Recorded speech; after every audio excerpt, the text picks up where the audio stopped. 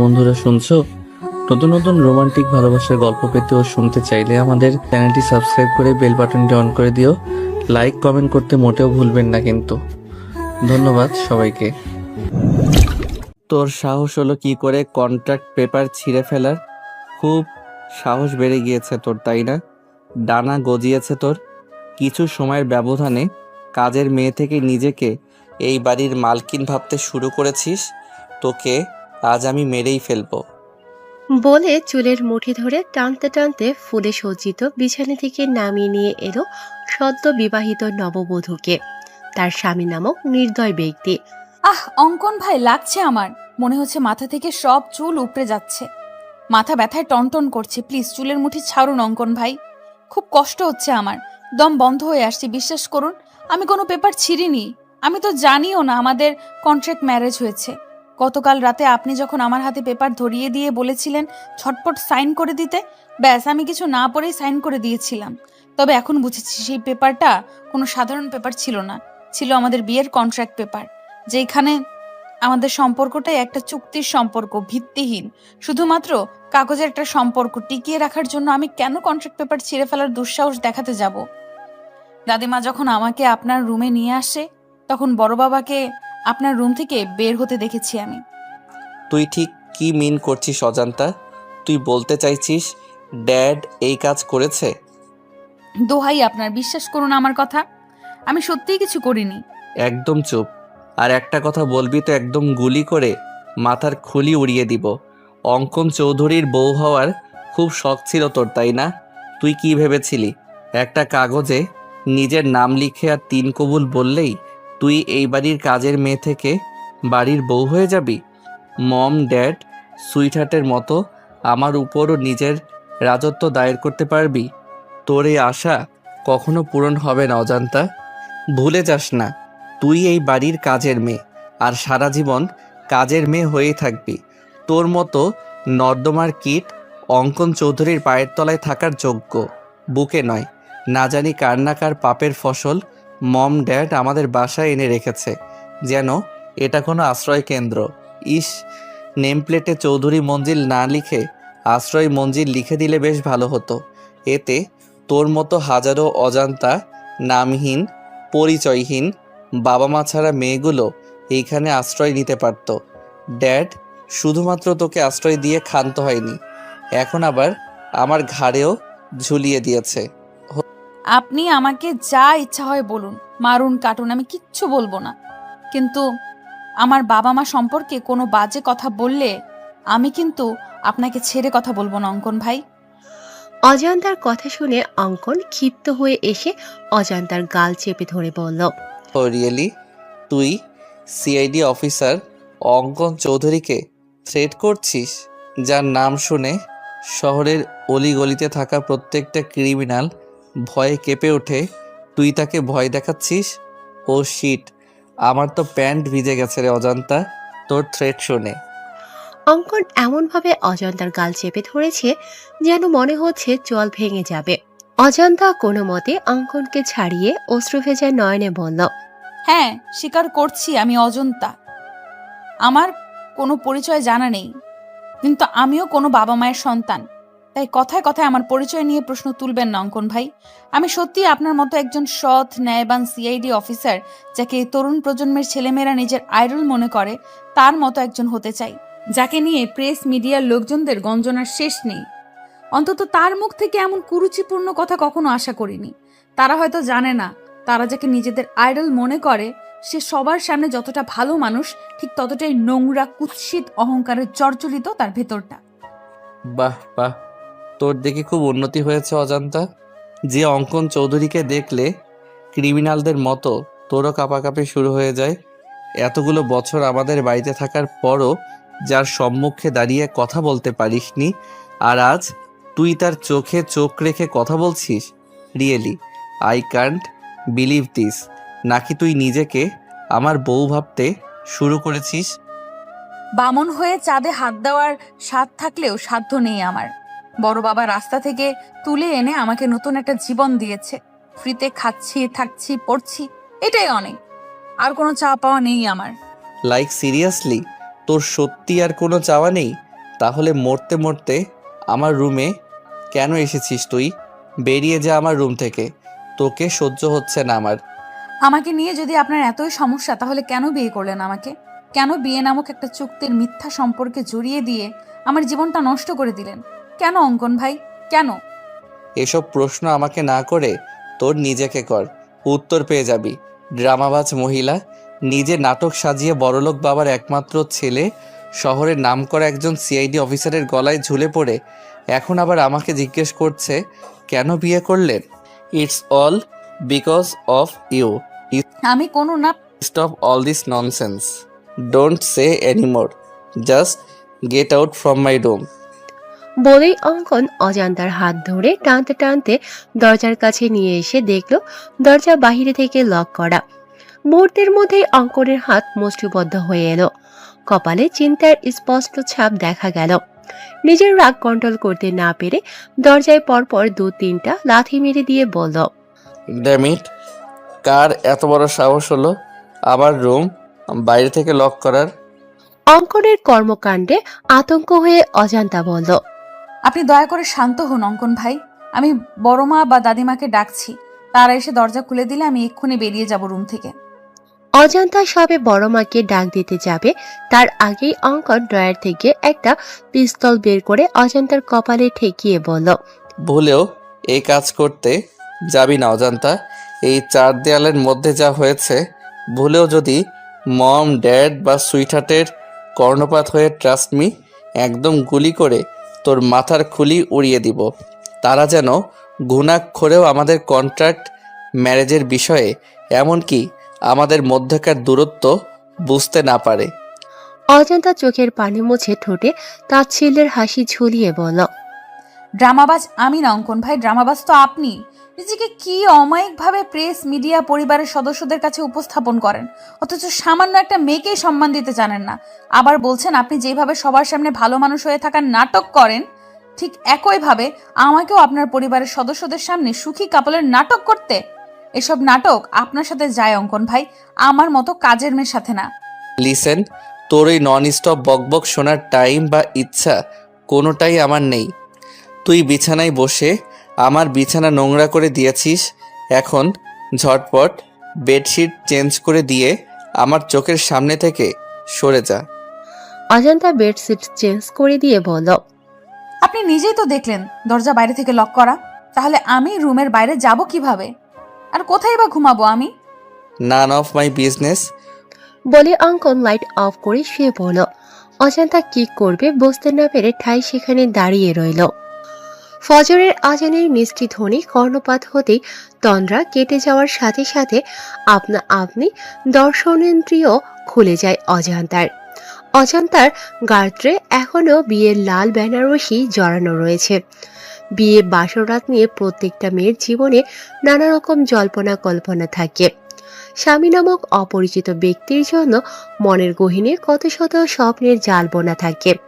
সেরকমটা অজান্তারও ছিল, অথচ তার বাসরাতে স্বামীর বিছানার জায়গাটুকু মিলেনি। তার ব্যালকনিতে রাত্রি যাপন করতে হয়েছে। হয়তো তার ললাটে এমনটাই লেখা ছিল।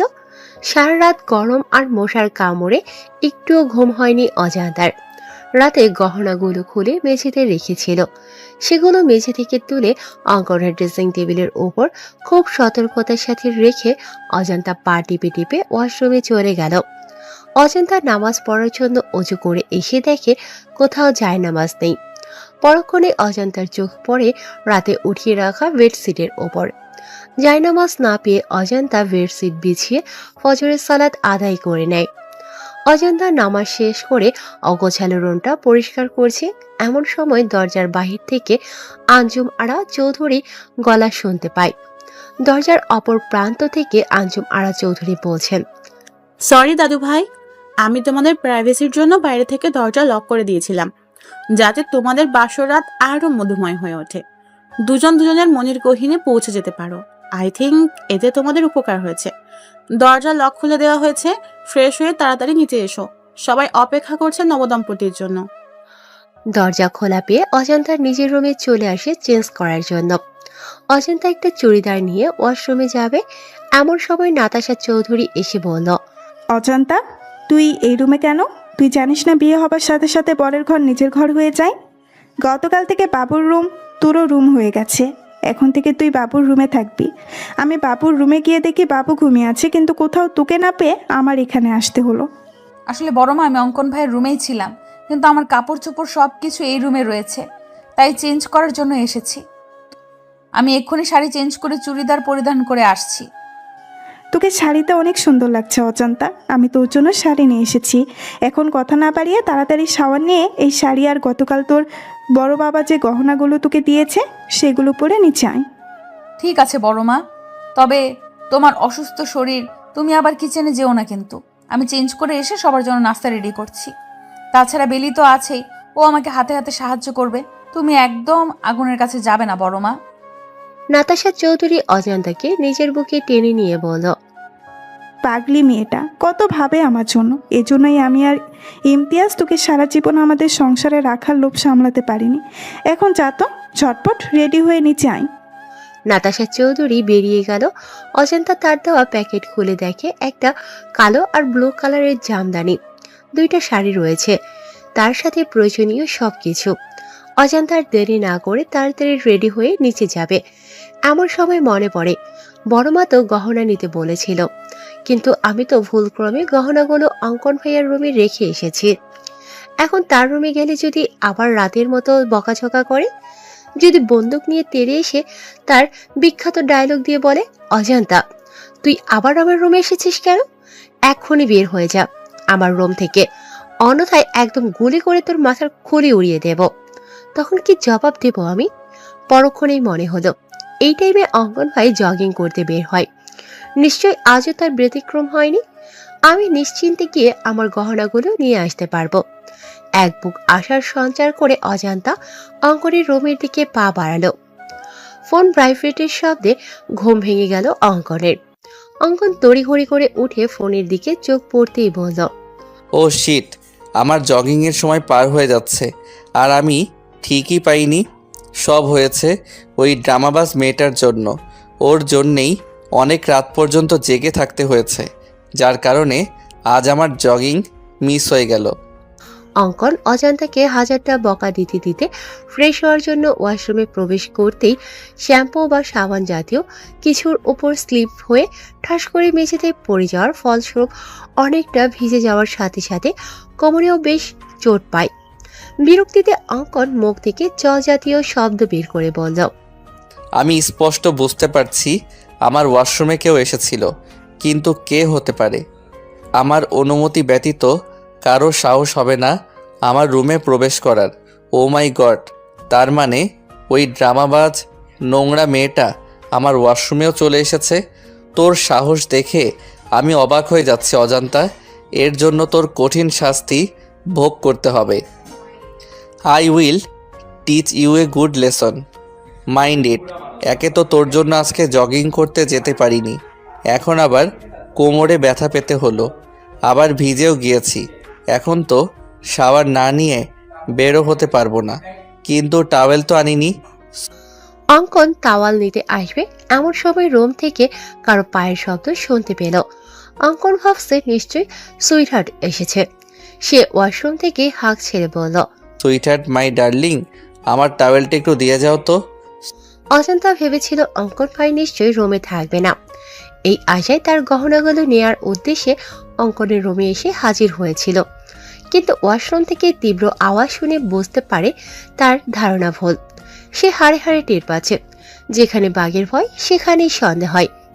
এই প্রবাদটার মানে অজান্তা তড়িঘড়ি করে গহনাগুলো নিয়ে রুম থেকে বের হতে যাবে, তার আগে আবারও শুনতে পায়, সুইটহার্ট, কোথায় গেলে তুমি?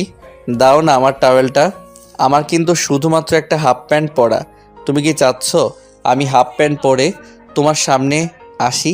তুমি টাওয়েল না দিলে আমি সত্যি সত্যি এই অবস্থায় তোমার সামনে চলে আসব। অজান্তা এদিক সেদিক তাকিয়ে বলল, দূর, কি মুসিবতে পড়ে গেলাম। এখন কি করব আমি? আমার কি তাকে সাহায্য করা উচিত? তাছাড়া অঙ্কন ভাই মনে করেছে রুমে তার সুইটহার্ট এসেছে, তাই আমি যদি টাওয়াল দিয়ে আসি তাহলে সে ভাববে সুইটহার্টই দিয়েছে। অজান্তা আকাশ কুসুম চিন্তা করে তাওয়াল নিয়ে দরজায় নক করল। অঙ্কনের মাথায় দুষ্টু বুদ্ধি চেপে বসে। অঙ্কন মুচকি হেসে বলে, সকাল সকাল সুইটহার্টের প্রেমের বইটা খুলে দিয়ে তাকে প্রেমের অতল সাগরে ভাসিয়ে নিয়ে গেলে কেমন হবে ব্যাপারটা? নিশ্চয়ই খুব বকা দিবে আমাকে, আমার কান মলে দিবে। দিক না, আমিও তো এমনটাই চাই। আমি আবারও সুইটহার্টের আগের মতো শাসন, আদর, ভালোবাসা পেতে চাই। বড্ড মিস করি শাসনগুলো। সে আদর, ভালোবাসা, শাসন পেতে আমাকে যদি এতটুকু দুষ্টুমি করতে হয়, করব আমি। অজান্তা ভেতর থেকে অঙ্কনের কোনো রেসপন্স না পেয়ে আবারও দরজায় নক করার সাথে সাথে অঙ্কন হ্যাসকা টানে তাকে ওয়াশরুমে নিয়ে যেতেই দুজনে ব্যালেন্স হারিয়ে শাওয়ারের নিচে পড়ে যায়। শাওয়ারের নিচে পড়ে দুজনেই কাক ভেজা হয়ে গিয়েছে। অঙ্কন অজান্তার দিকে তাকিয়ে ভাবছে, শুনেছি বাঙালি মেয়েদের নাকি বিয়ের পরে সৌন্দর্য শতগুণ বেড়ে যায়। অজান্তার ক্ষেত্রেও তাই হয়েছে। হয়তো হয়েছে আজকে সম্পূর্ণ অন্যরকম লাগছে, মনে হচ্ছে নতুন কোনো অজান্তাকে দেখছে। কিন্তু কেন? তখনই অঙ্কনের চোখ যায় অজান্তার নোজপিনের দিকে। অঙ্কন বুঝতে পারে অজান্তার সৌন্দর্যের বৃদ্ধির কারণ তার নোজপিন, যা এতদিন তার নাকে ছিল না। হঠাৎ করে নাকফুল পড়েছে, যার কারণে তাকে সম্পূর্ণ অন্যরকম লাগছে। পরক্ষণেই অঙ্কন কি হচ্ছে বুঝতে পেরে তড়িঘড়ি করে অজান্তার ওপর থেকে উঠে অজান্তাকে বলল, হাউ ডেয়ার ইউ! তোর সাহস হলো কি করে পারমিশন ছাড়া আমার রুমে প্রবেশ করার? নাকি আমার হাতে মরার স্বাদ জেগেছে তোর? দিব নাকি গুলি করে মাথার খুলি উড়িয়ে? অজান্তা মনে মনে বলল, দাদিমা সব সময় একটা কথা বলে, নরম মাটিতে নাকি কেঁচো লাগে বেশি। তাই আমি যত অঙ্কন ভাইয়ের সামনে দুর্বলতা প্রকাশ করব, অঙ্কন ভাই তত আমাকে আঘাত করবে, অপমান করবে, যেমনটা গতকাল রাতে করেছিল। অজান্তা নিজেকে সংযত করে বলল, আমি ইচ্ছে করে এসেছি নাকি? আপনি নিজেই বারবার টাওয়াল চাচ্ছিলেন, তাই বাধ্য হয়ে আমার আসতে হয়েছে। তুই কি সুইটহার্ট? আমি সুইটহার্টকে টাওয়েল দেওয়ার জন্য ডেকেছি, তোকে নয়। আমি তো আপনার উপকার করতে এসেছিলাম, কিন্তু আপনি যে আমার হাত ধরে টেনে ভেতরে নিয়ে আসলেন, আমাকে ভিজিয়ে দিলেন, এই বেলায় কিছুই না। আর আমি কিছু বলতে গেলেই আপনার সেই চিরচেনা এক ডায়লগ দিবেন, একদম গুলি করে মাথার খুলি উড়িয়ে দিব। বলি কি, এ পর্যন্ত কয়টা মানুষের গুলি করে মাথার খুলি উড়িয়ে দিয়েছেন? তোর সাহস দেখে সত্যি আমি অনেক অবাক হয়ে যাচ্ছি। এক রাতের ব্যবধানে মুখে খই ফুটতে শুরু হয়ে গিয়েছে। রাতেও তোর চোখে মুখে আমি ভয়ের স্পষ্ট ছাপ দেখতে পেয়েছি, বাট এখন সেই ভয়ের ছাপ নেই। এক রাতেই এত চেঞ্জ? আপনি বাঘ না ভাল্লুক যে আপনাকে ভয় পেতে হবে? হ্যাঁ, আগে ভয় পেয়েছি, কারণ তখন আপনি অন্য পুরুষ ছিলেন, আর এখন আপনি বিয়ে করা বর। আমার বিয়েটা যেইভাবেই হোক হয়েছে তো। বড়মা বলেছে বিয়ের পরে বরের সবকিছু নিজের হয়ে যায়, তাই এটা যেমন আপনার রুম তেমনি আমারও রুম। আর নিজের রুমে প্রবেশ করতে যদি অনুমতি নিতে হয়, তাহলে আপনিও আমার থেকে অনুমতি নিয়ে রুমে প্রবেশ করবেন। অঙ্কন কিছু বলতে যাবে তার আগেই রুম থেকে আলিশা হাঁক ছেড়ে বলল, অজান্তা আপু, অঙ্কন ভাইয়া, তোমরা কি করছো ওয়াশরুমে? মাই গড, তোমাদের কি রুমে জায়গা কম পড়েছে যে ওয়াশরুমে গিয়ে রোমান্স করতে হচ্ছে? তোমাদের রোমান্স শেষ হলে তাড়াতাড়ি নিচে আসো, সবাই তোমাদের জন্য অপেক্ষা করছে।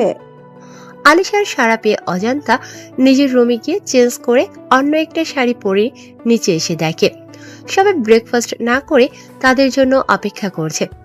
অজান্তা ডাইনিং টেবিলে এসে দেখে হরেক রকমের রেসিপি রান্না হয়েছে, যার মোমো গন্ধে পুরো বাড়ি ছড়িয়ে গিয়েছে। অজান্তা মেকির রাগ দেখিয়ে নাতাশা চৌধুরীকে বলল, তোমাকে বারণ করেছিলাম বড়মা কিচেনে যাবে না, তবু কেন অসুস্থ শরীর নিয়ে রান্না করতে গেলে? তাছাড়া ব্রেকফাস্টে তো ভারী কোনো খাবার খাওয়া হয় না, তাহলে আজ ঘটা করে এত আয়োজন কেন? তোকে হয়তো আমি গর্ভে ধারণ করিনি, কিন্তু সেই ছোটবেলা থেকে মায়ের আদর দিয়ে তোকে বড় করেছি। সেই ছোট্ট মেয়েটা আজ নতুন জীবনের সূচনা করেছে, তার খুশির জন্য আমার এইটুকু কষ্ট কিছুই না। সাধারণত বিয়েতে কত বড় আয়োজন করা হয়, আমরা তো সেই ধরনের কিছুই করিনি, তাই নিজের সামান্য কিছু ট্রাই করেছি। অবশ্য আমি একা করিনি, আলিশা বেবিও সাহায্য করেছে আমাকে। অজান্তা নাতাশা চৌধুরীকে জড়িয়ে ধরে বলল, তোমাকে জড়িয়ে ধরলে কেন আমি মায়ের ফিল, আমার মায়ের গন্ধ পাই বড়মা? কেন মনে হয় তুমি আমার গর্ভধারিণী মা? তুই আমার নিচের পেটের মেয়ে, তাই হয়েছে শান্তি। এবার কথা না বাড়িয়ে তাড়াতাড়ি খেতে বস, আমি তোদের তিনজনকেই নিজের হাতে খাইয়ে দিব। কিন্তু বাবু এখনো আসছে না কেন? মম, ওই যে দেখো ভাইয়া চলে এসেছে। এখন তাড়াতাড়ি খেতে দাও তো, খুব খিদে পেয়েছে। ব্রেকফাস্টে আজ এত এত খাবার খেতে পারবো কখনো ভাবিনি। এসব কিছু হয়েছে অজান্তা আপুর জন্য। ধন্যবাদ আপু। হয়েছে, আর এত ধন্যবাদ দিতে হবে না। অঙ্কন চেয়ার টেনে আর চোখে অজান্তার দিকে তাকিয়ে বলল, সকাল সকাল ড্রামা শুরু করে দিয়েছে, ড্রামাবাজ মহিলা একটা। অঙ্কন বসা মাত্রই আঞ্জুমারা চৌধুরী অঙ্কনকে ফিস ফিস করে বলল, হোয়াট হ্যাপেন দাদু ভাই? সকাল সকাল দুজনেরই চুল ভেজা, দাল মে কুছ কালা হ্যায়। অঙ্কন মাথা চুলকাতে চুলকাতে বলল, তুমি যেরকম ভাবছো সেরকম কিছুই হয়নি সুইটহার্ট। এরকম দিন আমিও পার করে এসেছি দাদু ভাই। চুলে পাক এমনি এমনি ধরেনি। বিয়ের পরের কয়েকটা মাস হচ্ছে মধু মাস। মধুরাজাদ আর মধুরানীর থেকে মধু সংগ্রহ করবে, এটাই স্বাভাবিক। এতে এত লজ্জা পাওয়ার কি আছে? অঙ্কন প্রসঙ্গ পরিবর্তন করতে বলল, মম কোথায় সুইটহার্ট? তাড়াতাড়ি ব্রেকফাস্ট দিতে বলো তো, আমার একটু তাড়া আছে, বেরোতে হবে আমাকে। বিয়ের পরের দিনই নতুন বউ ছেড়ে কোথায় যাবে দাদু ভাই? ইনভেস্টিগেশনে যেতে হবে সুইটহার্ট। তুমি তো ছুটিতে রয়েছো, তাহলে আবার ইনভেস্টিগেশনে কেন? নতুন নতুন বিয়ে করছো, কোথায় বউকে একটু সময় দিবা, আদর আহ্লাদ করবা, তা নয়তো সেই ছুটছো ইনভেস্টিগেশনে। অন্য অফিসার তো আছে, তারা ঠিক সামলে নিবে। তোমার কাজ কোথাও যেতে হবে না। গ্রাম থেকে কিছু মেহমান আসবে, বিকালে ছোটখাটো বৌভাতের অনুষ্ঠানের আয়োজন করা হয়েছে। তুমি কোথাও যাচ্ছ না, বাস। এমনটা হয় না সুইটহার্ট, থানায় 4টা মিসিং ডায়েরি এসেছে বাচ্চা নিখোঁজ হওয়ার, যার ইনভেস্টিগেশনের সম্পূর্ণ দায়িত্ব পড়েছে আমাদের সিআইডি টিমের উপর। আর ডিপার্টমেন্টের আমি একজন সিনিয়র সিআইডি অফিসার হয়ে হাত পা গুটিয়ে বাড়ি বসে থাকতে পারি না সুইটহার্ট। একটার পর একটা বাচ্চা নিখোঁজ হচ্ছে এতিমখানা থেকে, আর আমাদের সন্দেহ এতিমখানার সাথে জড়িত কেউ এই কাজ করেছে। হয়তো সে বাচ্চা পাচারকারীদের সাথেও জড়িত। তাই আরও বাচ্চা মিসিং হওয়ার আগেই আমাদের অপরাধীদের ধরতে হবে। নাতাশা চৌধুরী কিচেন থেকে পায়েসের বাটি নিয়ে আসছিল ডাইনিং এর দিকে। এমন সময় এতিমখানার কথা শুনে অঙ্কনকে জিজ্ঞাসা করল, কোথায় যাবি বাবু? তুই না ছুটি নিলি? কুসুমপুর এতিমখানায় মম। কুসুমপুর এতিমখানার কথা শুনে নাতাশা চৌধুরীর হাত থেকে পায়েসের বাটির নিচে পড়ে বাটিতে থাকা পায়েস মেঝেতে ছড়িয়ে ছিটিয়ে যায়। তুমি শুধু শুধু টেনশন করছো বৌমা। তুমি যেরকম ভাবছো সেরকম কিছুই হবে না। দেখো আম্মা, কুসুমপুর এতিমখানায় গিয়ে যদি বাবুর অতীত তার সামনে চলে আসে, বাবু যদি ওর নিজের সম্পর্কের সবটা জেনে যায়, আর যদি আমাদের ভুল বুঝে দূরে সরে যায়, তখন কি নিয়ে বাঁচবো আমি? তুমি অযথা টেনশন করছো। তাছাড়া তুমি কোনো অন্যায় তো করোনি। তোমার প্রয়োজন ছিল একটা সন্তানের, আর দাদু ভাইয়ের প্রয়োজন ছিল একটা পরিবার, মা বাবা। দাদু ভাই একটা পরিবার পেয়েছে, তুমি পেয়েছো একটা সন্তান। যদিও তুমি দীর্ঘ 8 বছর পরে একটা মৃত সন্তান জন্ম দিতে সক্ষম হয়েছিলে, কিন্তু সে তো আর পৃথিবীর আলো দেখতে পারেনি। না না আম্মা, আমি মৃত সন্তান জন্ম দেইনি। যদিও চেক আপ করে আমাকে বলা হয়েছিল আমার ছেলে সন্তান হবে, কিন্তু আমার স্পষ্ট মনে আছে যখন আমার জ্ঞান ছিল আমি কন্যা সন্তানের কান্নার আওয়াজ পেয়েছিলাম। অর্থাৎ আমি কন্যা সন্তানের জন্ম দিয়েছিলাম, কিন্তু যখন আমার জ্ঞান ফিরে আসে নার্স আমার কাছে একটা মৃত ছেলে সন্তান দেয় আর বলে আমি মৃত সন্তান জন্ম দিয়েছি। আমি আগেও আপনাদের বলেছি আম্মা, কিন্তু আপনারা কেউ আমার কথা বিশ্বাস করেননি। উল্টো আমাকে সন্তান হারানোর বেদনায় মানসিক রোগী বলেছেন। বিশ্বাস করেন আম্মা, আমার সত্যিই মেয়ে হয়েছিল, কিন্তু জানি না কার নজর লেগেছিল আমার মেয়ের উপর, আমার পরিবারের উপর। তারা আমার মেয়েকে সরিয়ে তার জায়গায় একটা মৃত ছেলে সন্তান দিয়ে দিল। আর ইমতিয়াজও ভেবেছিল আমি হয়তো 8 বছর পর কোনো মৃত সন্তান মেনে নিতে পারিনি, তাই উল্টাপাল্টা বকেছি, যার কারণে ইমতিয়াজও আমার মেয়েটার কোনো খোঁজ করেনি। বলে কান্নায় ভেঙে পড়লেন নাতাশা চৌধুরী। এখন আর এসব বলে কি লাভ বৌমা? যা হবার হয়েছে। এখন বেশি না বকে তুমি একটু বিশ্রাম নাও। অঙ্কন আর তার টিমের সদস্যরা 5 মিনিট আগে কুসুমপুর এতিমখানায় এসে পৌঁছেছে। এতিমখানায় প্রায় 300-400 বাচ্চা রয়েছে, যার পরিচালনার দায়িত্ব নিয়েছেন স্থানীয় এলাকার চেয়ারম্যান রওনক হোসেন, এবং তার সাথে কিছু ফাউন্ডেশন যুক্ত রয়েছে, যা থেকে এতিমখানার বাচ্চাদের জন্য বিভিন্ন অনুদান আর্থিক সহায়তা প্রদান করা হয়। একে একে যখন 4টা বাচ্চা নিখোঁজ হয়ে যায় তখন রওনক হোসেন নিজে থানায় গিয়ে মিসিং ডায়েরি করে আসে। অঙ্কন এসে রওনক হোসেনকে জিজ্ঞাসা করল, আচ্ছা চেয়ারম্যান সাহেব, এসব হলো কিভাবে? 4টা বাচ্চা কি একসাথে নিখোঁজ হয়েছে নাকি আলাদা আলাদাভাবে? স্যার, আমি চেয়ারম্যান মানুষ, আমার নানান কাজে ব্যস্ত থাকতে হয়। আমি শুধুমাত্র এতিমখানা পরিচালনা করি, কিন্তু বাচ্চাদের দেখাশোনা করতে রহমত চাচাকে অনেক বিশ্বস্ত একজন লোক। অনেক আগে থেকে এখানে রয়েছে, অর্থাৎ আমার আগে এতিমখানা পরিচালনা করতো আমার বাবা। রহমত চাচা তখন থেকেই এখানে রয়েছে। 2 দিন আগে রহমত চাচা আমাকে ফোন করে বলে যে রাব্বি নামের একটা ছেলেকে অনেকক্ষণ যাবৎ দেখতে পাচ্ছে না। পরে নাকি বেলা জানায় সকাল 10টা নাগাদ রাব্বির দুঃসম্পর্কের কোনো মামা এসে রাব্বিকে নিয়ে গিয়েছে, তবে বিকালের মধ্যে এসে রাব্বিকে আবার দিয়ে যাবে। কিন্তু রাব্বি আর ফিরে আসেনি। বিকাল করে সন্ধ্যা হয়ে যায়, কিন্তু আর যখন সবাই রাব্বিকে খুঁজতে ব্যস্ত হয়ে পড়ে তখন আলিফ নামের ছেলেটা নিখোঁজ হয়ে যায়। 1 মিনিট চেয়ারম্যান সাহেব, এই বেলাকে? অঙ্কনের কথা শুনে পাশ থেকে একটা মধ্যবয়সী মহিলা বলে উঠল, আমি করছি সাহেব। এই বেলা 1 নাম্বারের কুটনি বেডি, একজনের কথা অন্যজনের কাছে লাগানোর কাজ। বেয়াদব একটা মহিলা, ওর মধ্যে কোনো শিক্ষা দিকে নাই, আছে খালি কুটনামি ওনার গুণ। ওর ওই কুটনামির জন্যে ওর বর ওরে তালাক দিছে, তাই এখন এই এতিমখানায় এসে উঠিছে। এতিমখানায় রান্ধার কাম করে ওই কুটনি বেডি। আমার মনে হচ্ছে ওই কুটনি বেডি নিশ্চয়ই এই কাজের লগে জড়িত আছে। ওই বেডি এই ফুলের মতন বাচ্চাগুলানরে গায়েব করিছে। কিন্তু তুমি কে? আমি রেশমি সাহেব। আমি আগে এই এতিমখানার রান্ধার কাম করতাম, কিন্তু ওই বেলা কুটনি উড়ে এসে জুড়ে বইছে।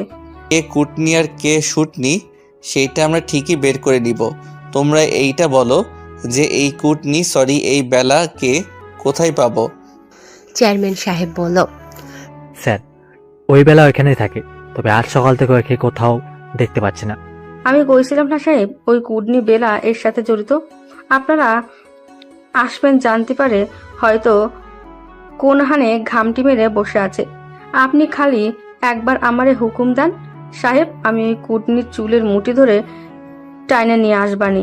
তাহলে তো তুমি নিশ্চয়ই জানো বেলা কোথায় গিয়েছে। এখন ঝটপট বলে দাও বেলা কোথায়। রেশমি আমতা আমতা করে বলল, না না সাহেব, আমি কিছু জানি না।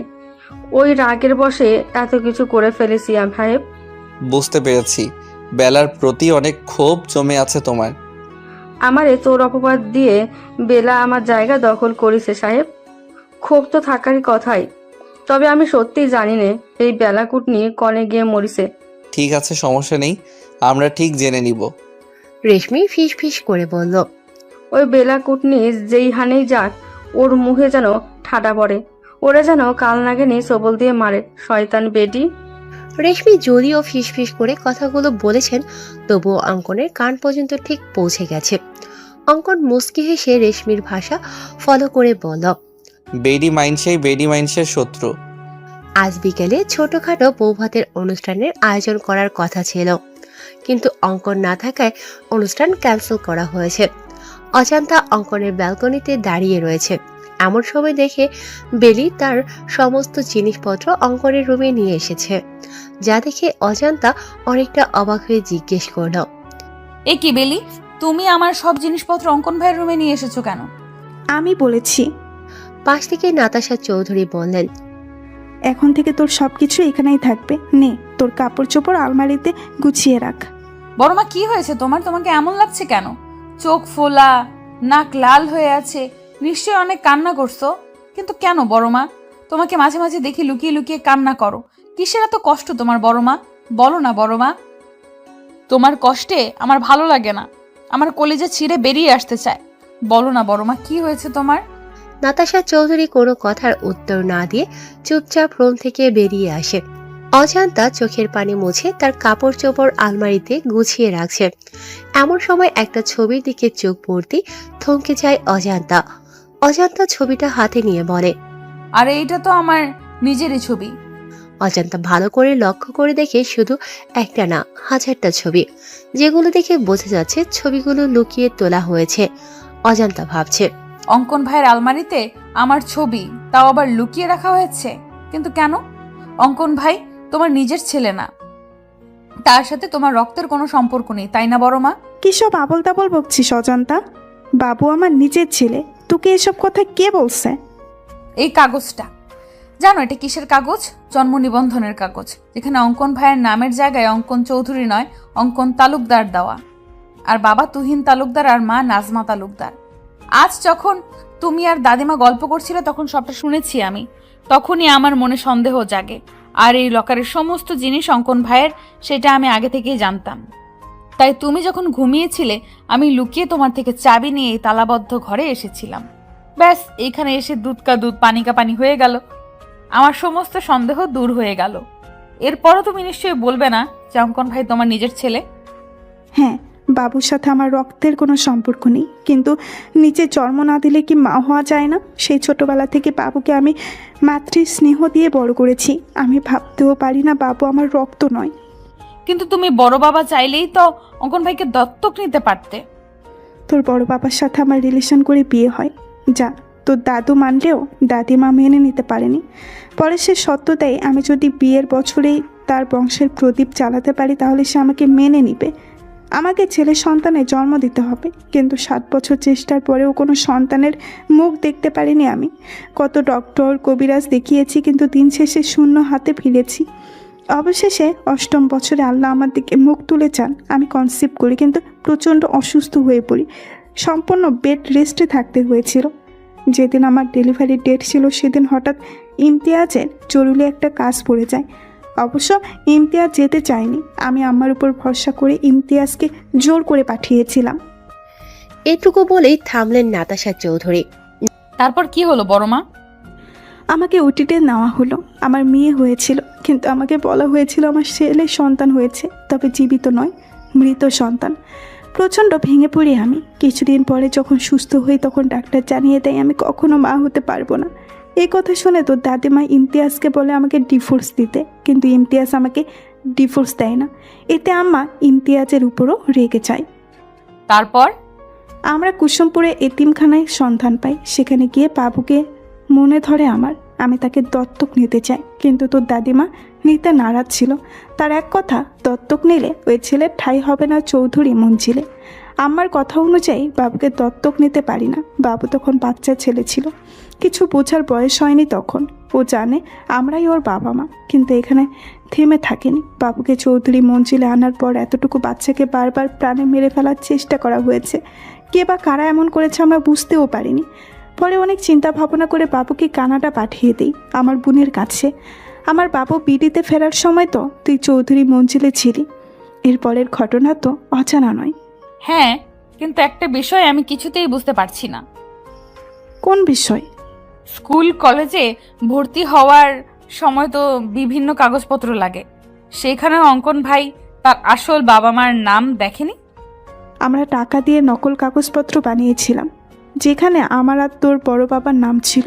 তোর কাছে একটা অনুরোধ, তুই বাবুকে এই বিষয়ে কিচ্ছু বলবি না। কিছু কথা না হয় অজানাই থাক। তুমি চিন্তা করো না বড় মা, আমি অঙ্কন ভাইকে কখনো এই বিষয়ে কিছুই বলবো না। নাতাশা চৌধুরীর অজান্তার কপালে চুমু দিয়ে বলল, রাত 11টা বেজে গিয়েছে, এখন বাবু ফিরল না।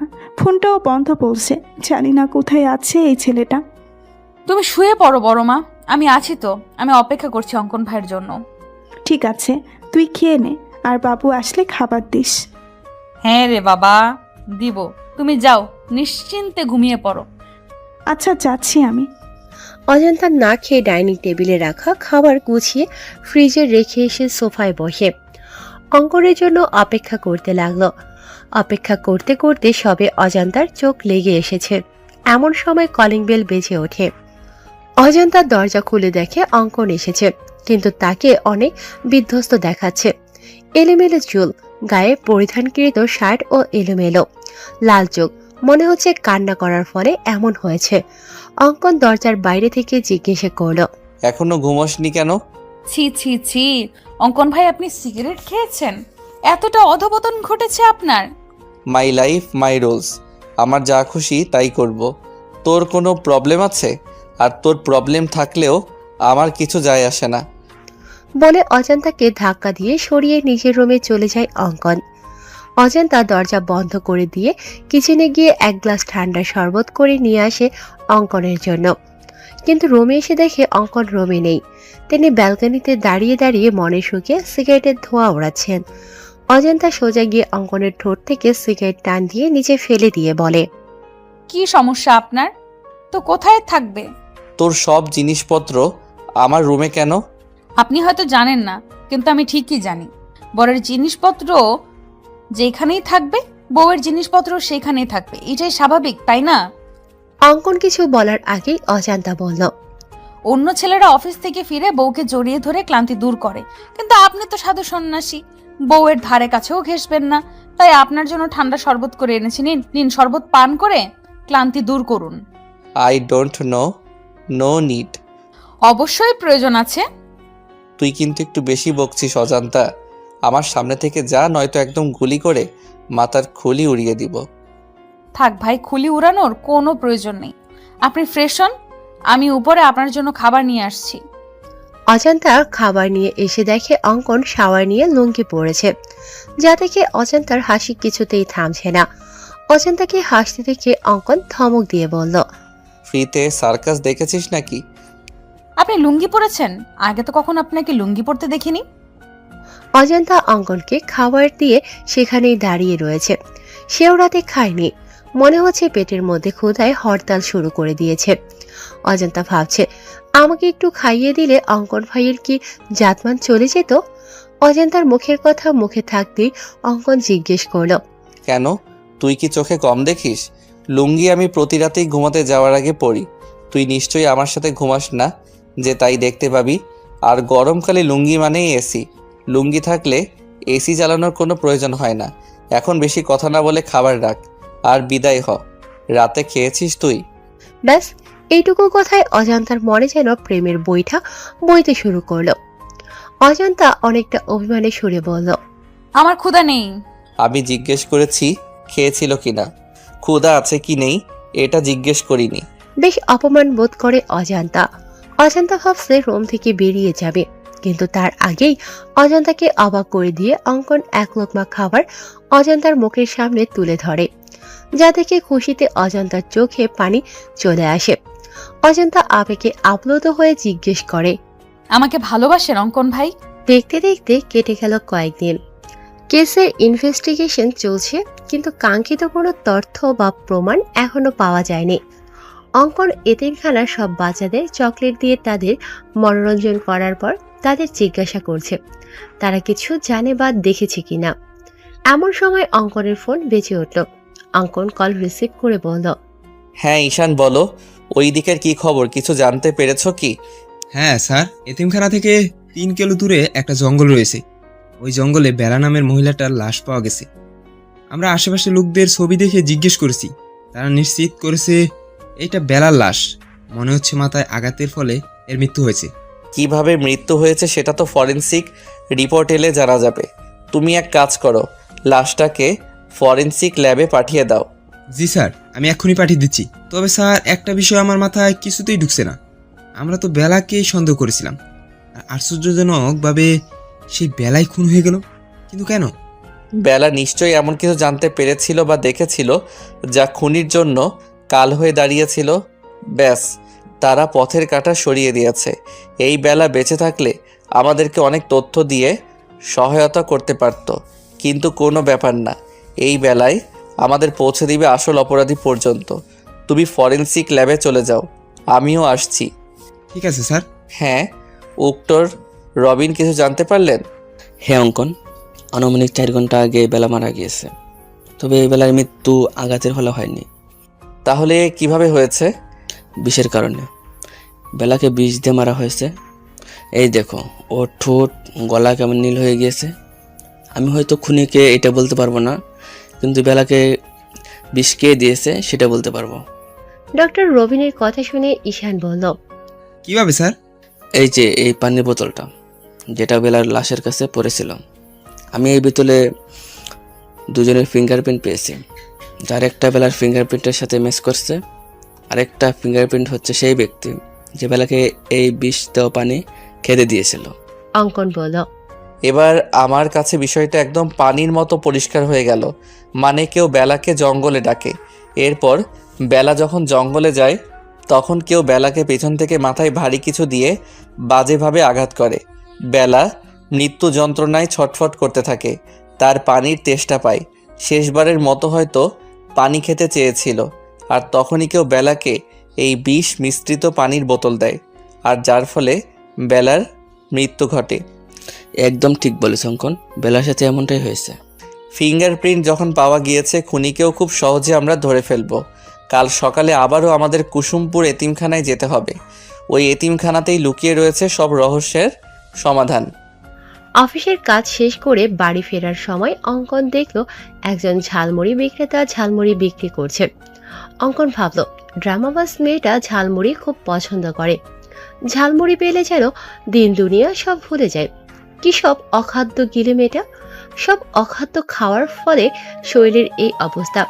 মনে মনে অজান্তাকে 1000টা বকা দিয়ে অঙ্কন 100 টাকার ঝালমুড়ি নিয়ে বাইকের স্পিড বাড়িয়ে দিয়ে তাড়াতাড়ি বাড়ি পৌঁছালো।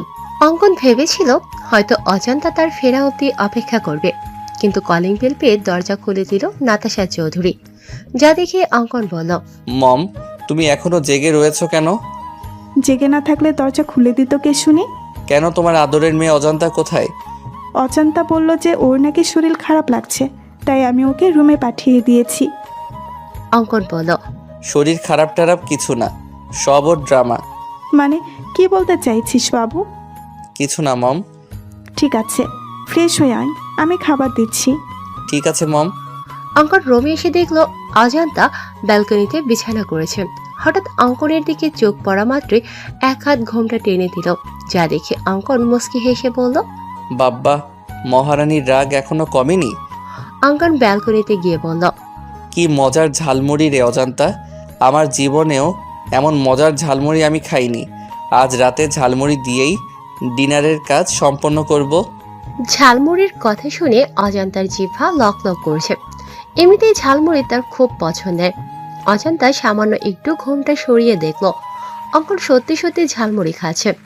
অজান্তার মন চাচ্ছে ছো মেরে অঙ্কনের হাত থেকে ঝালমুড়ি নিয়ে খাওয়া শুরু করতে, কিন্তু না, সে এতটাও নির্লজ্জ নয়। মুহূর্তের মধ্যেই অজান্তার চোখ ভিজে এলো। মনে পড়ে গেল সেদিন রাতের ঘটনা। অজান্তা যখন আবেগে আপ্লুত হয়ে অঙ্কনকে জিজ্ঞেস করেছিল, আমাকে ভালোবাসেন অঙ্কন ভাই? উত্তরে অঙ্কন ভাতের লোকমাটা অজান্তার মুখের সামনে থেকে নিয়ে নিচে খেয়ে ফেলে বলল, সামান্য এক লোকমা ভাত খাইয়ে দিতে চেয়েছি আর ভেবেছিস আমি তোকে ভালোবাসি? থাক, প্রয়োজন নেই তোকে খাইয়ে দেওয়া। এবার নিশ্চয়ই তোর প্রশ্নের উত্তর পেয়ে গেছিস। না, উত্তর পাইনি। আমি আপনাকে জিজ্ঞেস করেছি ভালোবাসেন কিনা, ইয়েস অর নো। তোর প্রশ্নের উত্তর দিতে বাধ্য নই আমি। এই মুহূর্তে তোর মুখও দেখতে ইচ্ছে হচ্ছে না আমার। সরে যা আমার সামনে থেকে। মুহূর্তের মধ্যে অজান্তা কোমল হৃদয় ব্যথিত হয়ে ওঠে। অজান্তা টলমলে চোখে বলল, ঠিক আছে, দেখতে হবে না আমার মুখ আপনাকে। এরপর থেকে অজান্তা অঙ্কনকে এড়িয়ে চলছে, তার সামনেও আসছে না। ভুলবশত চোখাচোখি হয়ে গেলে তৎক্ষণাৎ ঘোমটার আড়ালে নিজেকে লুকিয়ে রাখছে। পুরনো কথা মনে করে ঘোমটার আড়ালে চোখের পানি মুছে নিল অজান্তা, যা অঙ্কনের চোখ এড়ালো না। অঙ্কন অজান্তাকে শুনিয়ে শুনিয়ে বলল, কেউ তো আর ঝালমুড়ি খাচ্ছে না, কি আর করার, আমি নিজেই সবটা খেয়ে ফেলি। অঙ্কনের কথা শুনে অজান্তা সমস্ত লজ্জা ভুলে সো মেরে অঙ্কনের হাত থেকে ঝালমুড়ি নিয়ে দিল এক দৌড়, যা দেখে অঙ্কন হো হো করে হেসে উঠল।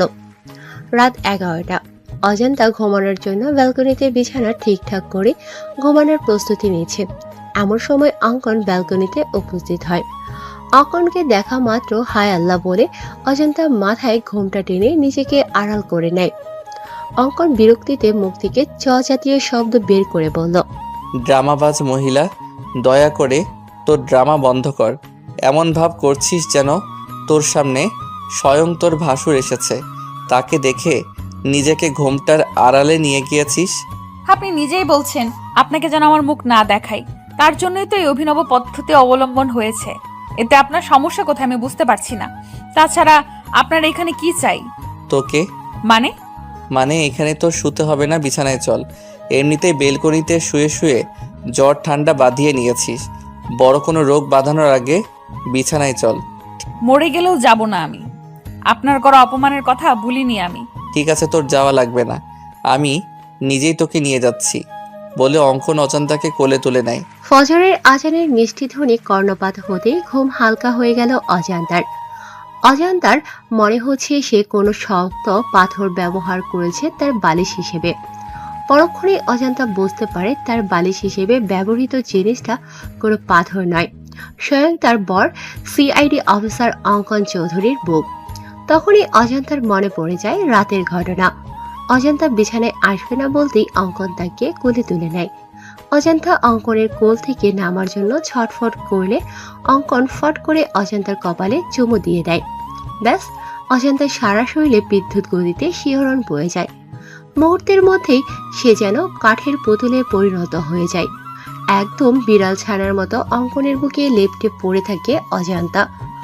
অঙ্কন তাকে নিয়ে বিছানায় শুইয়ে দিয়ে নিজেও তার পাশে শুয়ে পড়ে। অবশ্য শোয়ার আগে অঙ্কন মাঝখানে কোলবালিশ দিয়েছিল, কিন্তু অজান্তা দেখলো কোলবালিশ নিচে পড়ে রয়েছে আর অজান্তা পড়ে রয়েছে অঙ্কনের বুকে। অজান্তা অঙ্কনকে ভালো করে পর্যবেক্ষণ করে বলল, ইস, আমার ব্ল্যাক ডায়মন্ডটা। আমি খুব ভালো করেই জানি ব্ল্যাক ডায়মন্ড আপনি আমাকে ভালোবাসেন। আমি খুব ভালো করেই জানি ব্ল্যাক ডায়মন্ড আপনি আমাকে ভালোবাসেন, আর সেই ভালোবাসার গভীরতা অনেক বেশি। আপনি আমার সাথে যা যা করেছেন সবটা আপনার অভিনয়। কোনো এক অজানা কারণে আপনি আমাকে দূরে সরিয়ে রেখেছেন।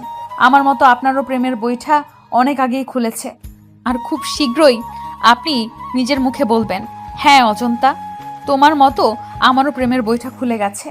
7-5 ভেবে অজান্তা বিছানা ছেড়ে উঠতে যাবে, তার আগেই শাড়িতে টান পায়। অজান্তা দেখে তার শাড়ির আঁচলের কিছু অংশ অঙ্কনের পিঠের নিচে রয়েছে। অজান্তা এসে আবারও অঙ্কনকে জড়িয়ে ধরে বলে, আচ্ছা ব্ল্যাক ডায়মন্ড, আপনি কালা আমি ধলা, আমাদের পোলাপাইন কি কালা ধলার সংমিশ্রণে বেগুনি কালারের হবে? বুকের উপর ভারী কিছু অনুভব করতে অঙ্কনের ঘুম ভেঙে যায়। ঘুম ভাঙতেই দেখে অজান্তা তার বুকের উপর বিড়াল ছানার মতো লেপ্টে রয়েছে, যা দেখে অঙ্কনের ইচ্ছে হয় না অজান্তাকে জাগাতে। সে চোখ বুজে ঘুমের ভান ধরে পড়ে থাকে, কিন্তু অজান্তার আজগুবি কথা শুনে সে আর স্থির থাকতে পারে না। অঙ্কন এক ঝটকায় অজান্তাকে নিজের থেকে সরিয়ে ধমক দিয়ে বলে, what the hell are you?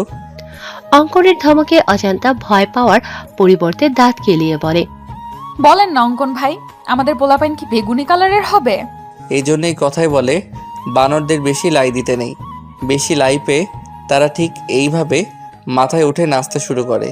অনেক নেচেছিস, এবার নাম আমার বিছানা থেকে। অজান্তা বিছানা থেকে নেমে ওয়াশরুমের দিকে যেতে গিয়ে ফিরে এসে অঙ্কনের দুগালে 2টা চুমু দিয়ে বলল, আমি কখনো কারোর কাছে ঋণী থাকি না। আপনি রাতে আমাকে একটা চুমু দিয়েছিলেন, তাই এখন আমি সুদ সহ 2টা ফেরত দিলাম। হিসাব একদম বরাবর। বলে অজান্তা ওয়াশরুমে চলে গেল। অজান্তার যাওয়ার পানে তাকিয়ে অঙ্কন বলল, আমিও দেনাদার হয়ে থাকতে পছন্দ করি না। পাওনাদারকে তার পাওনা ঠিক সময় পরিশোধ করে দিতে পছন্দ করি। বলে আবারও ঘুমের রাজ্যে পাড়ি জমালো অঙ্কন। অজান্তা ফজরের নামাজ আদায় করে নিচে এসে দেখল নাতাশা চৌধুরী কিচেনে রান্না করছে। অজান্তা অবাক হয়ে জিজ্ঞেস করলো, এ কি বড় মা, এত সকাল সকাল তুমি কিচেনে কেন? তোমার ক্ষুধা লেগেছে আমাকে বলতে পারতে, আমি নাস্তা তৈরি করে দিতাম। তুমি শুধু শুধু কষ্ট করে এত সকাল সকাল উঠতে গেলে কেন? আমাদের এক জায়গায় যেতে হবে অজান্তা, তার জন্যই সকাল সকালে রান্না বসিয়েছি। তোর দাদিমারও যাওয়ার কথা ছিল, কিন্তু ওনার নাকি হুট করে মাথা ব্যথা শুরু হয়েছে, তাই আমি আর তুই যাব। তুই দাঁড়িয়ে না থেকে আমার কাছে হাত লাগা, আবার বিকেলের মধ্যে ফিরতে হবে তো। ঠিক আছে বড় মা, বলো কি করতে হবে আমাকে? তুই ছোলার ডালটা ধুয়ে প্রেশার কুকারে দিয়ে দে, আমি লুচির জন্য ময়দা মেখে রাখি। বাবু কিছুদিন থেকে লুচি আর ছোলার ডাল খেতে চাইছে, তাই ভাবলাম আজ বাবুর পছন্দের লুচি আর নারকেল দিয়ে ছোলার ডাল করি। ঠিক আছে বড় মা, তাহলে আজকে সকালের নাস্তা একদম জমি ক্ষীর হবে। তোমার হাতে লুচি আর ছোলার ডাল, উফ, এখনই জিভে জল চলে এসে গেছে। হয়েছে হয়েছে, এত আলু দিতে হবে না। অজান্তা আর নাতাশা চৌধুরী রান্না করছে, এমন সময় সেখানে বেলি উপস্থিত হয়। বেলিকে দেখে নাতাশা অজান্তাকে বলল, তুই এখন যা, রেডি হয়ে নে, রান্না প্রায় হয়ে এসেছে, বাকিটা আমি আর বেলি করে নিচ্ছি। ঠিক আছে বড় মা। মম, সকাল সকাল সাজগোজ করে কোথাও যাচ্ছ নাকি? হ্যাঁ বাবু, তোর বিথি আন্টিকে চিনিস না? হ্যাঁ, কি হয়েছে বিথি আন্টির? ও নাকি 2 দিন আগে সিঁড়ি থেকে পড়ে গিয়ে মাথায় পায়ে বাজেভাবে আঘাত পেয়েছে। হসপিটালে ছিল, এখন নাকি একটু সুস্থ, তাই বাড়িতে রেখে ট্রিটমেন্ট করা হচ্ছে। ঠিক আছে, যাও তাহলে, দেখে আসো তোমার বান্ধবীকে। বলছিলাম কি বাবু, তুই কি গাড়ি করে যাবি?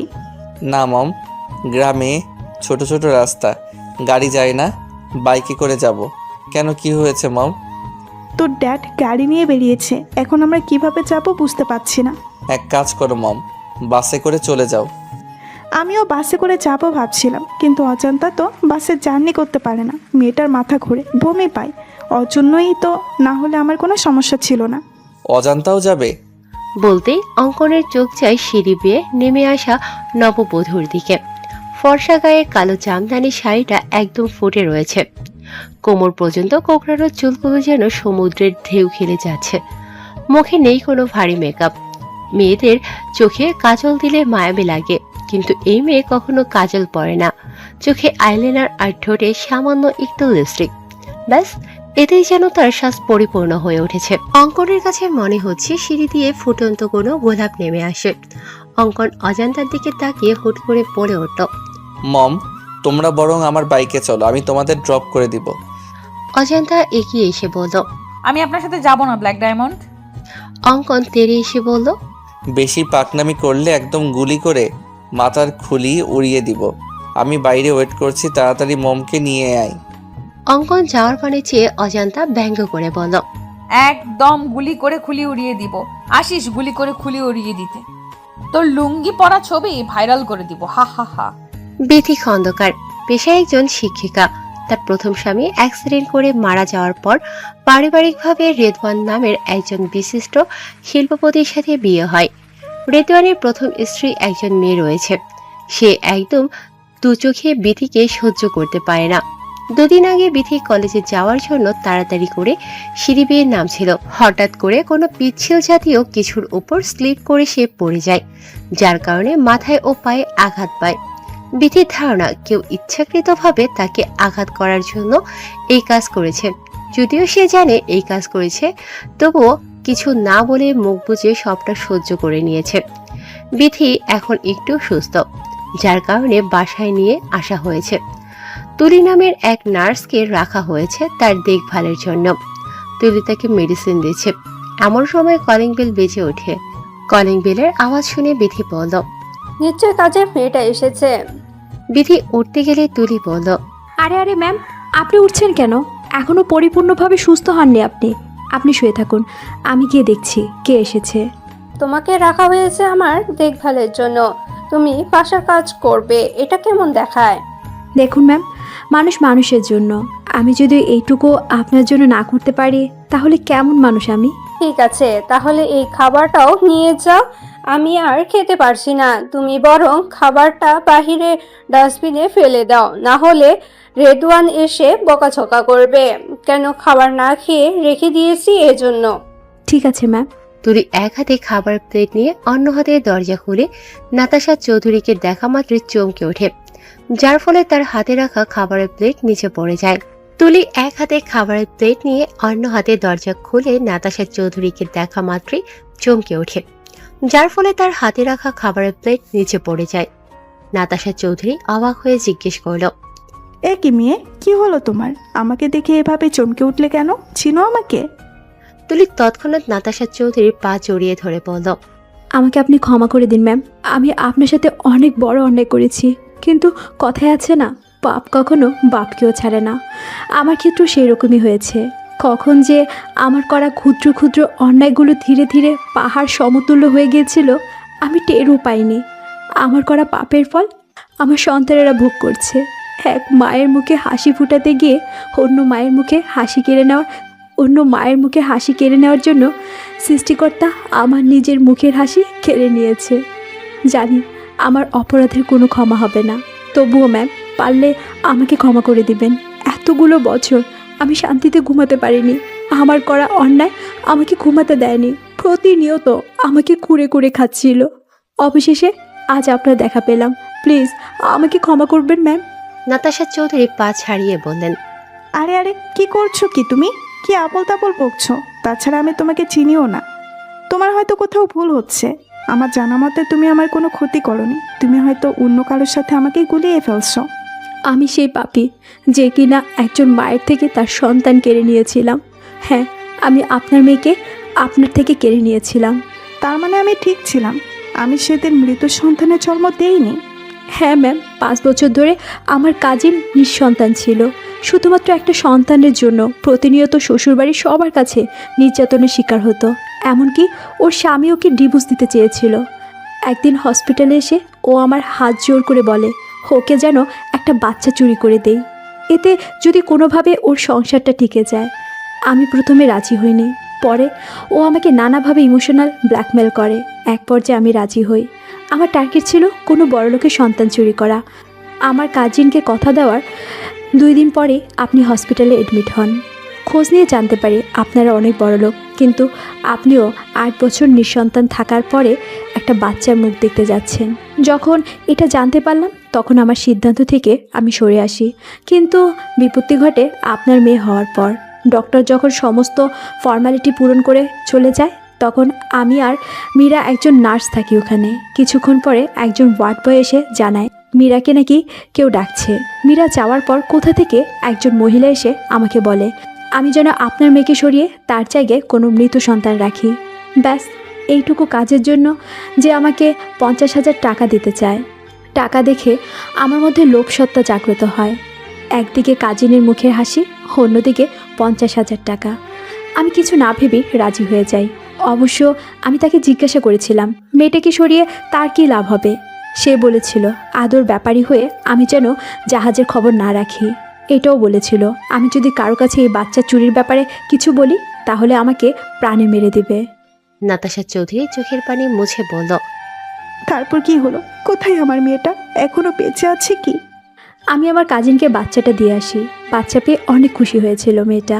ভেবেছিলাম হয়তো তার সংসারটা টিকে যাবে, কিন্তু ওর শ্বশুর বাড়ির কেউ বাচ্চাটাকে মেনে নিতে পারেনি। আমার কাজিন বাচ্চাকে নিয়ে শ্বশুর বাড়ি থেকে বেরিয়ে আসে। 3-4 মাস অন্যত্র থাকার পর কিভাবে জানি ওর স্বামী ওদের খোঁজ পেয়ে যায় আর বাচ্চাটাকে মেরে ফেলতে চায়। পরে আমার কাজিন বাচ্চাটার জীবন বাঁচাতে কোনো এক বড়লোকের বাড়ির মধ্যে রেখে আসছিল। মুহূর্তের মধ্যেই নাতাশা চৌধুরী মুখে এক চেলতে হাসি ফুটে উঠল। তিনি মনে মনে বললেন, অজান্তাকে যখন পাই তখন ওর বয়স আনুমানিক 3 থেকে 4 মাস ছিল। আর আশ্চর্যজনক বিষয় হলো মেয়েটা অনেক কান্না করছিল, আর আমি যখন কোলে তুলে নিয়েছিলাম একদম চুপ হয়ে গেছিল। মনে হচ্ছিল যেন তার মায়ের কোল খুঁজে পেয়েছে। তার মানে কি অজান্তাই আমার হারিয়ে যাওয়া মেয়ে? এই জন্যই তুই বারবার বেলাকে দোষারোপ করছিলে, তাই না? নিজের দোষ বেলার উপর চাপিয়ে দিতে চেয়েছিলে, তাই না রেশমি? কিন্তু তোমার ছোট্ট একটা ভুল আমাদেরকে খুনি পর্যন্ত পৌঁছে দিল। হয় সাহেব, আমি এসব করছি। আমার পুরাটার বড় অসুখ হয়েছে, চিকিৎসার জন্য মেলা টাহালা প্রয়োজন। কত মানুষের কাছে হাত পাতিছি, কেউ সাহায্য করি নাই। আর মানুষ সবসময় মানুষের দুর্বলতা খোঁজে, দুর্বলতার সুযোগ নিয়ে সুযোগের সৎ ব্যবহার করে, যেমনটা আমার সাথে করছে। আমি যখন টাহাল দহি হন্যে হয়ে রাস্তায় রাস্তায় বেড়াচ্ছিলাম, তখন এক বেড়া আমারে কইল আমার পোলার অসুখ সারার সমস্ত খরচ সে বহন করবে, বিনিময়ে আমার বেড়ারে জঙ্গলে নিয়ে যেতে হবে। আপনি নিজেই কোন সাহেব, কোন মা চায় তার কলিজার টুকরোকে চোখের সামনে মরতে দেখতে?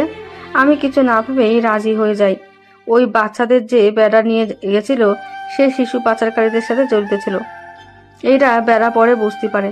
বেলা পুলিশের খবর দেয় আর হুমকি দেয় তাদের। আর তখনই বেলাকে তারা একটা বন্ধ কামরায় আটকে রাখে। বেলা অনেক চালাক চতুর ছিল, যার জন্য সহজেই তাদের চোখে ধুলো দিয়ে চলে আসে।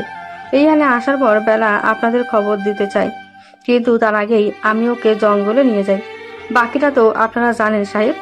নিজের ছেলেকে বাঁচানোর জন্য খুনের মতো এত জঘন্য একটা কাজ করতে একটু বিবেকে বাঁধেনি তোমার? তুমি আমাদেরকে বলতে পারতে, আমরা তোমার বাচ্চার চিকিৎসা করাতাম। আচ্ছা, ওই লোকটা কে ছিল যে বাচ্চাদের নিয়ে গিয়েছিল? আর এসবের পিছনে কে বা কারা রয়েছে কিছু বলতে পারবে তুমি? এসবের পেছনে একজন বেডি মানুষ আছে সাহেব। তুমি শিওর? হ্যাঁ সাহেব, যে বেটা বাচ্চাদের নিয়ে গেছিল সে ফোনে করছিল, মা ওইদিকে সব ঠিকঠাক আছে তো? 2-1 দিনের মধ্যেই বাচ্চাদেরকে পাচার করে দিব, আর বিনিময়ে আমরা কোটি কোটি টাকা পাবো। এই 2 দিন একটু কষ্ট করে তুমি বাচ্চাদের সামনে রাখো মা। বেটার কথা শুনে আমি বুঝতে পারছি এসবের পেছনে তার মা রয়েছে, অথবা যে রয়েছে তাকে সে মা ডাকে। মা থাকুক বা বাবা থাকুক, আমরা ঠিক তাকে ধরে ফেলবো। তবে তুমি যা করেছো এর জন্য তুমিও শাস্তি পাবে। শাস্তির জন্য প্রস্তুত হও রেশমি। মাঝরাতে কোনো কিছুর শব্দে ঘুম ভেঙে যায় অঙ্কনের। পাশে অজান্তাকে না পেয়ে অনেকটা চিন্তিত হয়ে যায় অঙ্কন। অঙ্কন নিচে এসে অজান্তাকে না পেয়ে কি মনে করে ছাদে চলে যায়। ছাদে এসে দেখে কেউ একজন ফিসফিসিয়ে কথা বলছে, যা পুরোপুরি বোঝা যাচ্ছে না। অঙ্কন বোঝার চেষ্টা করে ঠিক কি কথা হচ্ছে। অঙ্কন সামনের দিকে এগিয়ে যেতেই তার কানে বাজে, বাচ্চাদেরকে এই চৌধুরী মঞ্জিলে রাখা হয়েছে শুধুমাত্র সকালের অপেক্ষা, সকালে তাদের পাচার করে দেওয়া হবে। মুহূর্তের মধ্যেই অঙ্কনের পা থমকে যায়। অঙ্কন ভাবতে থাকে, কে হতে পারে এই মহিলা? কণ্ঠস্বর ভালো করে বুঝতে পারছি না। আমাদের বাড়িতে মহিলার সংখ্যা 4 জন, মম, অজান্তা, সুইটহার্ট আর বেলি। মম বা সুইটহার্ট এখন এই কাজ করবে না। তাছাড়া মম ড্যাড তো ঘুমোচ্ছে, সুইটহার্টও নাকি অসুস্থ। বেলি রুমও ভেতর থেকে লক করা দেখে আসলাম। একমাত্র অজান্তা রুমের বাইরে রয়েছে। ও নো, তাহলে কি এসবের পিছনে অজান্তা রয়েছে? অজান্তাই করেছে এসব। সকাল 10টা। চৌধুরী মঞ্জিলে সবাই ব্রেকফাস্ট করছে। এমন সময় ইমতিয়াজ চৌধুরী অঙ্কনকে বলল, আরে বাবু, কেসটা কত দূর আগালো? বাচ্চাদের কোনো খোঁজ পেয়েছিস? অনেকদিন হয়ে গেল এই কেসের ইনভেস্টিগেশন করছিস। হ্যাঁ ড্যাড, শুধু বাচ্চাদেরই খবর পাইনি, এর সাথে যারা যারা জড়িত আছে সবার খোঁজ পেয়ে গিয়েছি। তবে আজ এইখানে এই মুহূর্তে এই কেসের চ্যাপ্টার ক্লোজ হয়ে যাবে। অঙ্কনের কথা শুনে আঞ্জুমারা চৌধুরী বললেন, কি বলছো দাদু ভাই? তার মানে আসল অপরাধী এই চৌধুরী মঞ্জিলে রয়েছে? হ্যাঁ সুইটার, ড্যাড দুধ কলা দিয়ে কালসাপ পুষেছে। মানুষ গিরগিটির থেকেও ভয়ঙ্কর। এরা যে পাতায় খায় সেই পাতায় ফোঁটা করে। মানুষকে বিশ্বাস করার থেকে কুকুরকে বিশ্বাস করা ভালো, কারণ মানুষ বিশ্বাসঘাতকতা করলেও কুকুর কখনো বিশ্বাসঘাতকতা করবে না। অঙ্কনের কথার আগামাথা বুঝতে না পেরে নাতাশা চৌধুরী বলেন, তুই ঠিক কি বলতে চাইছিস বাবু? একটু ক্লিয়ার করে বল তো। মানছি তুই একজন সিআইডি অফিসার, তাই বলে তুই বাড়ির লোকদের সন্দেহ করছিস? আমাদেরকে তোর অপরাধী মনে হয়? মম, তুমি খুব ভালো করে জানো আমি কখনো প্রমাণ ছাড়া কথা বলি না। আমি যখন বলেছি আসল অপরাধী এই বাড়িতে রয়েছে, তার মানে নিশ্চয়ই প্রমাণ সঙ্গে করে নিয়ে এসেছি। তাহলে বলছিস না কেন? কে করেছে এসব? কে বা কারা এর পেছনে রয়েছে? অজান্তা। অজান্তার কথা শুনে আঞ্জুমারা চৌধুরীর মুখে হাসি ফুটে উঠল। তিনি বললেন, আমার প্রথম থেকেই এই মেয়ের উপর সন্দেহ ছিল। নিশ্চয়ই ও টাকার জন্য এসব করেছে। লোভী মেয়ে একটা। দাদু ভাই, তুমি বরং ওকে নিয়ে জেলে ভরে দাও। কত বড় সাহস! সিআইডি অফিসারের বাড়িতে থেকেই বাচ্চা পাচার করছে। না জানি আরো কি কি অপরাধের সাথে জড়িত আছে এই মেয়ে। আর কত ভালো মানুষের মুখোশ পরে থাকবে সুইটার। অনেক ভালো অভিনয় করতে পারো তুমি। অমানুষের আড়ালে দিব্যি ভালো মানুষের মুখোশ পরে রয়েছ। তোমার মুখোশ খোলার সময় এসে গিয়েছে তো। এখন ভালোই ভালো তুমি নিজের মুখটা সবটা স্বীকার করবে, নাকি আমি নিজেই? অঙ্কনের বাকি কথা শেষ হওয়ার আগেই আঞ্জুমারা চৌধুরী তোতলাতে তোতলাতে বলল, এসব তুমি কি বলছো দাদু ভাই? আমি এসব করেছি মানে? এই ইমতিয়াজ, কি বলছে এই ছেলে? মাকে অপমান করছে আর তুমি চেয়ে চেয়ে দেখছো? কেমন ছেলে তুমি? হ্যাঁ তুমি করছো সুইটার। কিভাবে পারলে এমনটা করতে? কিসে কম ছিল তোমার? আমি প্রথমে ভেবেছিলাম এই সব কিছু অজান্তা করেছে, কিন্তু যখন ছাদ থেকে নেমে আসি তখন দেখি অজান্তা কিচেনে রয়েছে। তখনই আমার মনে সন্দেহ জাগে। আমি তোমার রুমে গিয়ে দেখি তুমি নেই। বিছানায় বালিশের গায়ে কাঁথা দেওয়া রয়েছে, যাতে কেউ দেখলে মনে করে তুমি এখানে শুয়ে রয়েছ। আর তুমি যেহেতু আগে থেকে অসুস্থ হওয়ার নাটক করেছো, তাই সবাই ভাববে হয়তো তুমি অসুস্থতার জন্য ভুলে গিয়েছো দরজা লক করতে। তুমি নিজেকে অনেক চালাক মনে করো, তাই না সুইটহার্ট, ওরফে শিশু পাচারকারী দলের লিডার? অঙ্কনের কথা শুনে ইমতিয়াজ চৌধুরী তেড়ে এসে অঙ্কনকে থাপ্পড় দিয়ে বলল, হাউ ডেয়ার ইউ! একটা বাইরের ছেলে হয়ে তোর সাহস হলো কি করে আমার মাকে অপমান করার? বাইরের ছেলে কথাটা শুনে অঙ্কনের পা থমকে যায়। পুরুষ মানুষের নাকি কান্না করতে নেই, কিন্তু অঙ্কন হাজার চেষ্টা করেও চোখের পানি আটকাতে পারেনি। অঙ্কন নিজেকে সামলে নিয়ে বলল, হ্যাঁ স্যার, আপনি ঠিকই বলেছেন। আমি একটা বাইরের ছেলে, যা আমি আগে থেকেই জানি। তবে আপনি এটাও ভুলে যাবেন না, আমি একজন সিআইডি অফিসার। আর একজন সিআইডি অফিসারের কাজ সম্পর্কে আপনার নিশ্চয়ই ধারণা আছে। আমি যে মিথ্যা বলছি না তার প্রমাণ এখনই পেয়ে যাবেন মিস্টার ইমতিয়াজ চৌধুরী। অঙ্কন একটু দূরে গিয়ে ঈশানকে কল করে বলল, ঈশান, বাচ্চাদের নিয়ে এসো। জি স্যার। 5 মিনিট পরে ঈশান বাচ্চাদের নিয়ে এলো। বাচ্চাদের দেখে সবাই যতটা না অবাক হয়েছে, তার থেকে বেশি অবাক হয়েছে বাচ্চাদের এই চৌধুরী মঞ্জিল থেকে বের হতে দেখে। ইমতিয়াজ চৌধুরী এসে আঞ্জুমারা চৌধুরীকে বললেন, তার মানে সব সত্যি? তুমি এসব করেছো মা? আমার ভাবতেও ঘৃণা হচ্ছে। তুমি আমার মা, আমি একজন অপরাধী সন্তান। সবটা যখন জেনে গিয়েছো তাহলে এটাও জেনে রাখো, আমি তোর মা না। মানে কি বলছো তুমি? তোমার বাবা রিশাকের ড্রাইভার ছিল আমার স্বামী আতিকুর। একটা অ্যাক্সিডেন্টের সময় তোমার বাবাকে বাঁচাতে গিয়ে আমার স্বামী ঘটনাস্থলে মারা যায়। আতিকুরের মৃত্যুতে আমি আর আমার 10 বছরের ছেলে আব্দুল্লাহ দিশেহারা হয়ে পড়ি। ইশাক ছিল অনেক দয়ালু। সে আমাকে আর আব্দুল্লাহকে এই চৌধুরী মঞ্জিলে নিয়ে আসে। এইখানে এসে আমার রাজরানী হওয়ার স্বাদ জাগে। তোমার মাকে দু চোখের বিষ মনে হতো আমার। আমি একদিন সুযোগ বুঝে তোমার মায়ের খাবারে ঘুমের ঔষধ মিশিয়ে দেই, আর তোমার মা ঘুমিয়ে পড়লে তাকে বালিশ চাপা দিয়ে মেরে ফ্যানের সঙ্গে ঝুলিয়ে দিয়ে আত্মহত্যা নামে চালিয়ে দেই। আর বুদ্ধি করে তোমার মায়ের হাতের লেখা নকল করে একটা সুইসাইড নোট লিখে রাখি যে আমার মৃত্যুর জন্য কেউ দায়ী নয়। আমার স্বামীর কাছে আমার একটা অনুরোধ, আমার যেন পোস্টমর্টম করা না হয়। ব্যাস, বোকা ইশাক তার প্রিয়তমা স্ত্রীর কথা রাখতে গিয়ে জানতেও চায়নি তার স্ত্রীর মৃত্যু কিভাবে হয়েছে। প্রিয়তমা স্ত্রীকে হারিয়ে ইশাক অনেক ভেঙে পড়ে। আমি সেই সুযোগটা কাজে লাগিয়ে দিলাম।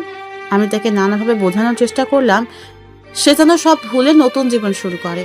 তুমি তখন খুব ছোট। ইশাককে বললাম তোমার জন্য একটা মা প্রয়োজন, না হলে তুমি মানুষের মতো মানুষ হতে পারবে না। এতে ইশাক রাজি হয় না। ইশাক বলে দ্বিতীয় কোনো নারীকে তার জীবনে গ্রহণ করবে না।